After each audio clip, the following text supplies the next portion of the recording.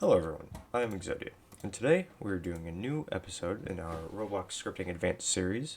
Today we're making a tutorial on user input service and how we can use that to detect when a player presses certain keys inside of the game that you're making. We can use this to, for example, bind certain actions to a key that we desire. So if we want to maybe bind an ability that we're creating for maybe an RPG, for say, then we can use a user input service to bind an attack to, say, E, for example. To start, we'll make a new local script in starter player, and then we go to starter player scripts, click on the plus, click local script, and then we'll call this user input service tutorial.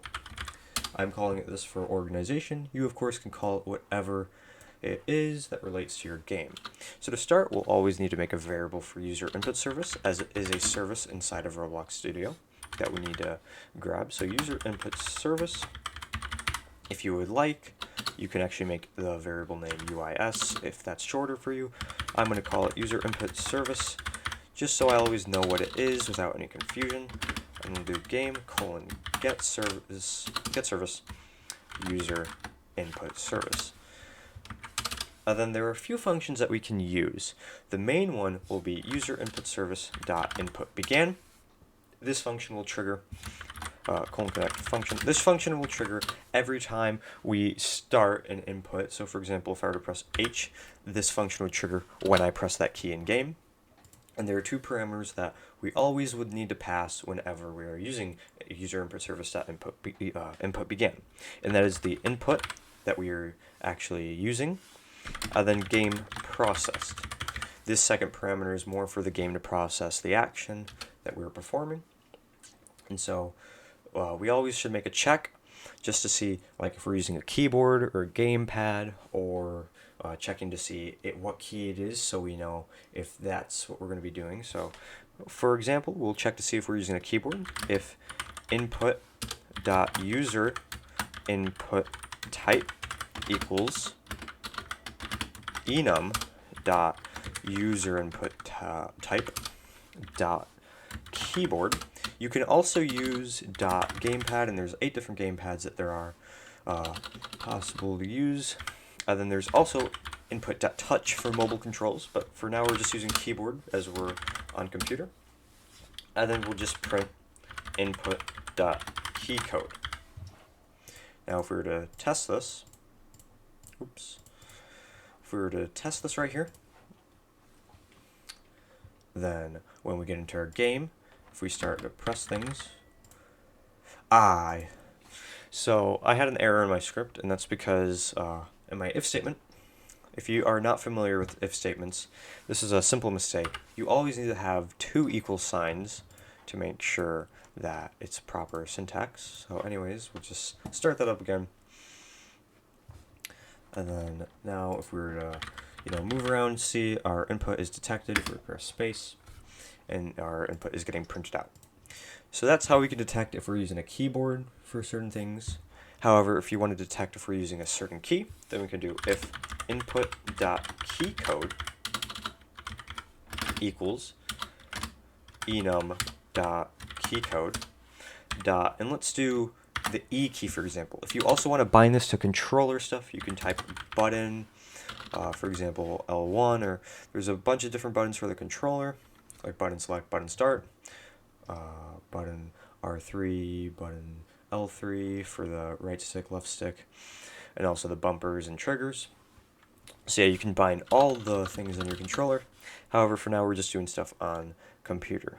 So we'll do input.keycode.e, then we'll print the E key was pressed.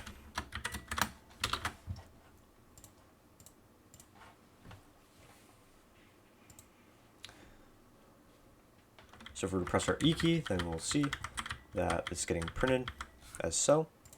And then there's also something that we can pair up with this, and that is user input service dot input ended.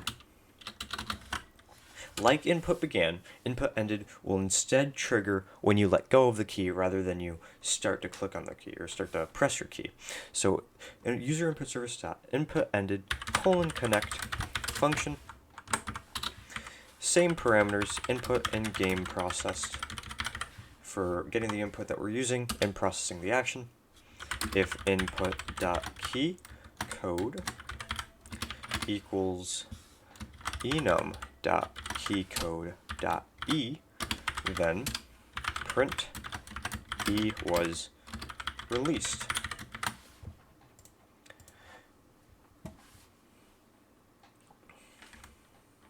And as we can see, when we press E, and then we can hold E, and if we let go, and then there is another thing that we can do if we want to see if we're holding down a key. So we can make a variable for local is holding key, and then we'll set this equal to false as it's a bool value, and then once we press E, we'll set it to true, and then when we let go of the key, we'll set it to false. And then what we can do is we can make a while, we'll make a while true do loop, but instead of having true as our condition, we'll check to see if is holding key is equal to true. And then if is holding key is equal to true, then the while loop will run. So then we can wait one, print holding a key down.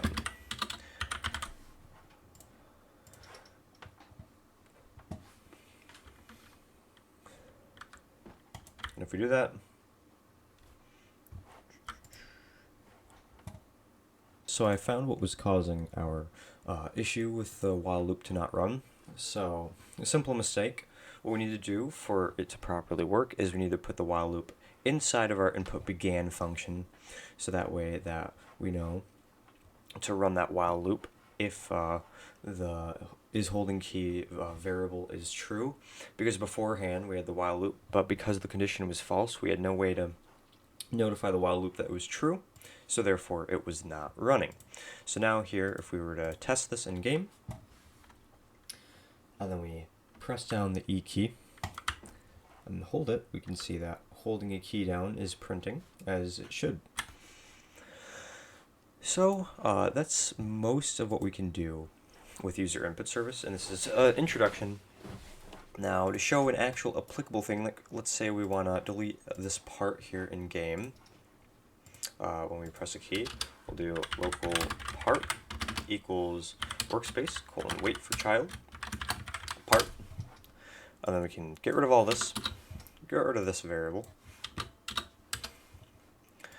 We don't need our input ended function for this, so instead of setting that to true, we'll do part : destroy.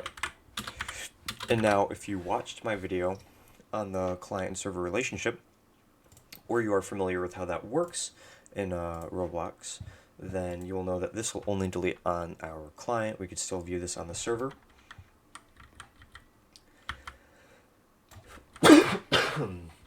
Sorry about that, but yeah. So that's about all we can do with UserInputService. We can detect when we press down a key. So yeah, next video we'll be doing some more stuff, getting deeper down with these tutorials. We're getting into the harder stuff. Next video we will probably do C-frames, and I'll try to get that out on Wednesday or next Sunday. Otherwise, on Friday we will have probably the part 2 to the placement system. So yeah. If you found this video helpful, don't forget to like, subscribe, and if you have any critiques or any confusion, feel free to leave it down in the comments below. So yeah, see ya.